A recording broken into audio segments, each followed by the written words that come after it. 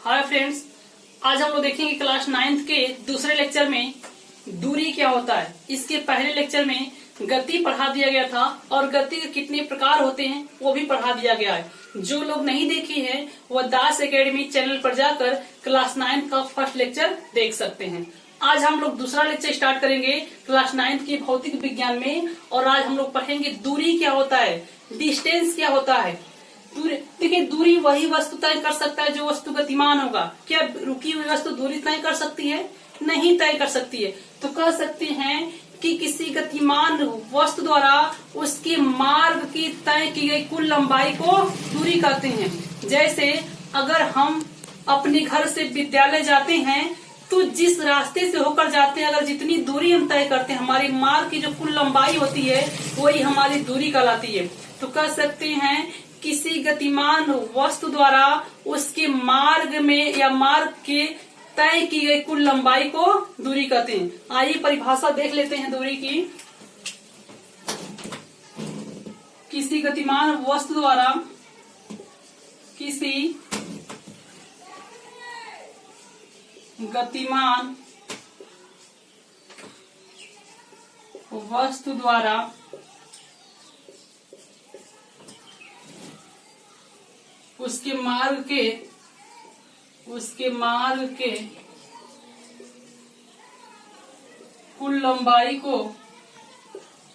उसके मार्ग के कुल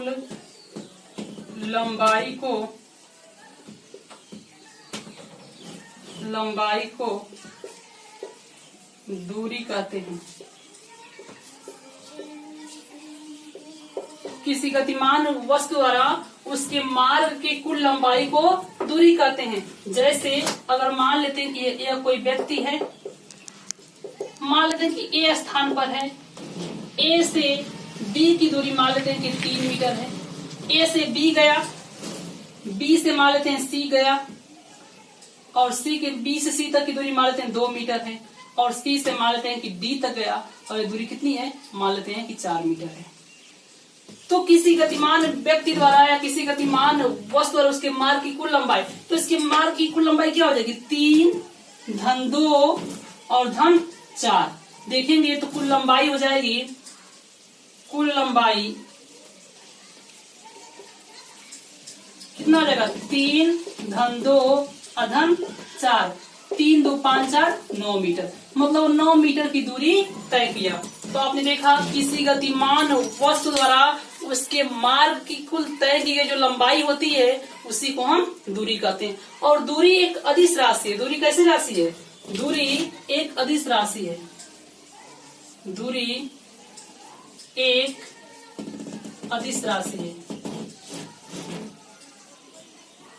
अदिश राशि है, ठीक है। इसके बाद हम देखेंगे विस्थापन क्या होता है, डिस्प्लेसमेंट क्या होता है। विस्थापन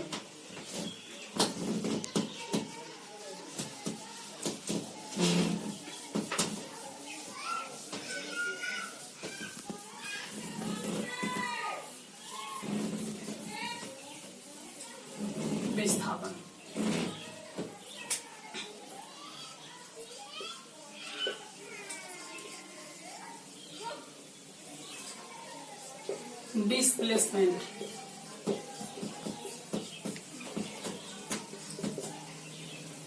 देखिए, विस्थापन क्या होता है, किसी वस्तु की प्रारंभिक स्थिति और अंतिम स्थिति की जो बीच की दूरी होती है। कह सकते हैं किसी वस्तु की जो बीच की न्यूनतम दूरी होती है, किसी वस्तु की प्रारंभिक स्थिति और अंतिम स्थिति के जो बीच की दूरी होती है उसे क्या कहते हैं, विस्थापन कहते हैं। विस्थापन किसी वस्तु की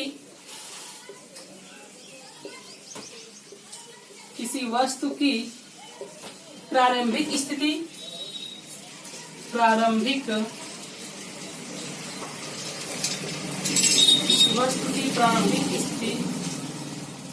और अंतिम स्थिति के बीच की दूरी को, और अंतिम स्थिति के बीच की दूरी को के बीच की दूरी को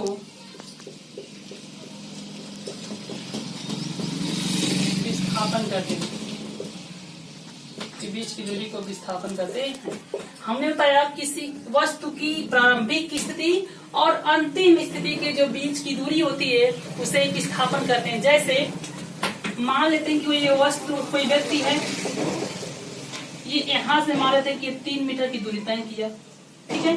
मान लेते हैं A से B तक गया और B से C तक मान लेते गया 4 मीटर की दूरी तय किया। तो देखिए इसकी प्रारंभिक स्थिति यह है और अंतिम स्थिति यह है। तो जो प्रारंभिक स्थिति है और अंतिम स्थिति है, इसके जो बीच की दूरी होगा, यह जो दूरी होगा वही कहलाएगा विस्थापन। हमने बताया किसी वस्तु की प्रारंभिक स्थिति और अंतिम स्थिति के बीच की दूरी को विस्थापन कहते हैं। मान लेते हैं कोई व्यक्ति A से B तक गया, 3 मीटर की दूरी तय किया, B से C तक गया, 4 मीटर की दूरी तय किया। तो देखिए वस्तु की प्रारंभिक स्थिति हो गई और वस्तु की अंतिम स्थिति हो गई, और जो इनके बीच की दूरी है उसे ही कहते हैं विस्थापन। अब देखिए निकले कैसे, ये दूरी कितनी होगी। तो आप देख रहे हैं कि यह जो त्रिभुज बन रहा है ये एक समकोण त्रिभुज है, और समकोण त्रिभुज है वह समकोण त्रिभुज आप जानते हैं वह त्रिभुज होता है जिसमें एक कोण कितने अंश का होता है, 90 अंश का। जिसमें एक कोण 90 अंश का हो उसे समकोण त्रिभुज कहते हैं। और 90 अंश के सामने की जो भुजा होती है वो कौन होती है, क्या होती है, कौन होती है। मान लेते हैं कि अगर ये कोण है तो क्या हो जाएगा, ये लंब हो जाएगा। और अब जानते हैं समकोण त्रिभुज एक ऐसा त्रिभुज होता है जिसमें तीनों भुजाओं को अलग अलग नाम जानते हैं, लंब, कोण और आधार। तो ये हो जाएगा क्या, आधार। और अब जानते हैं कर्ण निकाल सकते हैं पाइथागोरस की प्रमेय से। पाइथागोरस ने बताया था कि समकोण त्रिभुज के सबसे बड़ी भुजा का वर्ग, समकोण त्रिभुज के सबसे बड़ी भुजा का वर्ग जो होता है वह शेष दो भुजाओं के वर्गों के योग के बराबर होता है, अर्थात लंब का स्क्वायर और धन आधार का स्क्वायर। अब देखिए लंब का स्क्वायर, लंब कितना है, 4 है तो 4 का स्क्वायर कर देंगे। आधार कितना देखिए 3 है तो 3 का स्क्वायर कर देंगे। 4 का स्क्वायर होगा 16 और 3 का स्क्वायर होगा 9, जोड़ेंगे तो क्या आ जाएगा 25। ये क्या आएगा, कर्ण का स्क्वायर आएगा। लेकिन आपको चाहिए क्या, सिर्फ यह दूरी चाहिए, मतलब कर्ण चाहिए। स्क्वायर हटाएंगे तो 25 कर्ण में चला जाएगा, तो कर्ण इक्वल टू हो जाएगा √25 और 25 का वर्गमूल कितना होता है 5। तो यह दूरी कितनी हो जाएगी 5। तो विस्थापन कितना हो गया 5, है ना। हमने बताया किसी वस्तु की प्रारंभिक स्थिति और अंतिम स्थिति के जो बीच की दूरी होती है उसे विस्थापन कहते हैं। और विस्थापन एक सदिश राशि है। विस्थापन कैसी राशि है, विस्थापन एक सदिश राशि है, सदिश राशि है। और विस्थापन धनात्मक भी हो सकता है, विस्थापन धनात्मक भी हो सकता है, धनात्मक भी हो सकता है। विस्थापन ऋणात्मक भी हो सकता है, ऋणात्मक। और विस्थापन शून्य भी हो सकता है। देखिए विस्थापन एक सदिश राशि है, विस्थापन धनात्मक भी हो सकता है, विस्थापन ऋणात्मक भी हो सकता है और विस्थापन शून्य भी हो सकता है, ठीक है ना। शून्य कब होगा, यदि कोई वस्तु जहां से चलना प्रारंभ करती है और वहीं पर चलकर आ जाती है तो उसका विस्थापन कितना हो जाएगा, शून्य हो जाएगा। जैसे अगर यह व्यक्ति मान लेते हैं कि यहाँ से चलना प्रारंभ किया, यहाँ से यहाँ गया, फिर यहाँ गया, फिर यहाँ गया और फिर वही वापस पुनः अपने ही स्थान पे आ गया जहाँ से वह चलना प्रारंभ किया था, तो इसका विस्थापन कितना हो जाएगा, शून्य हो जाएगा। क्योंकि पढ़ चुके हैं किसी वस्तु की प्रारंभिक स्थिति और अंतिम स्थिति के बीच की दूरी, जो बीच की न्यूनतम दूरी होती है। अब देखिए कोई वस्तु यहाँ से चलना प्रारंभ करेगा और यहीं पर जब आ जाएगा तो उनकी जो बीच की न्यूनतम दूरी होगी वो क्या होगी, शून्य होगी। तो विस्थापन एक सदिश राशि है। विस्थापन धनात्मक भी हो सकता है, विस्थापन ऋणात्मक भी हो सकता है और विस्थापन शून्य भी हो सकता है।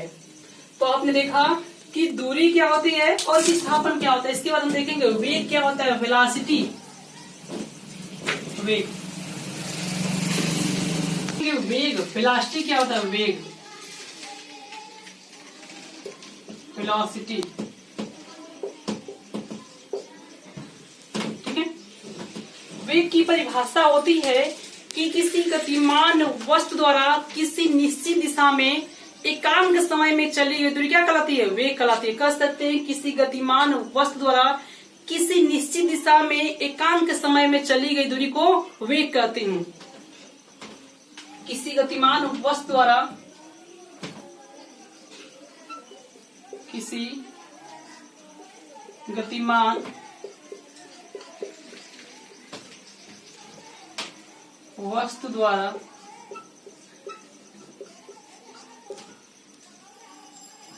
एकांक समय में किसी निश्चित दिशा में चली गई दूरी, किसी निश्चित, देखिए इसमें दिशा का रोल होता है क्योंकि वेग एक सदिश राशि है। किसी निश्चित दिशा में चली गई दूरी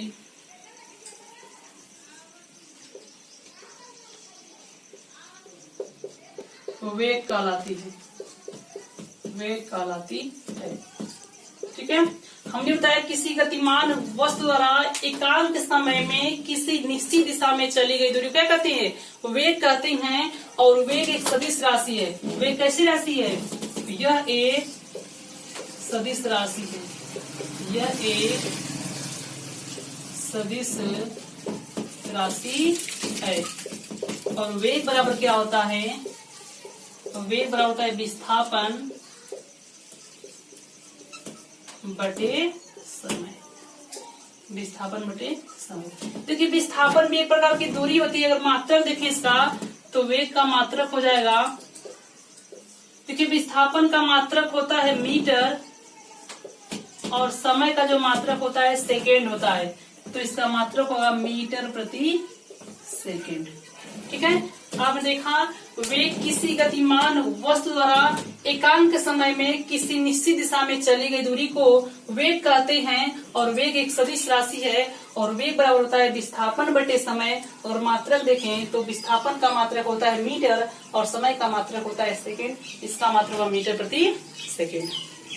इसके बाद देखेंगे चाल क्या होती है? स्पीड, चाल। आपने वेग की परिभाषा देख लिया, इसके बाद देखेंगे चाल क्या होती है।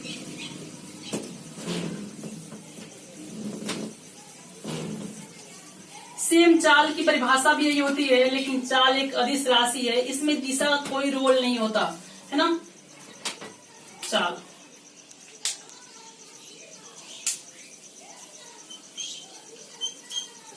स्पीड, चाल।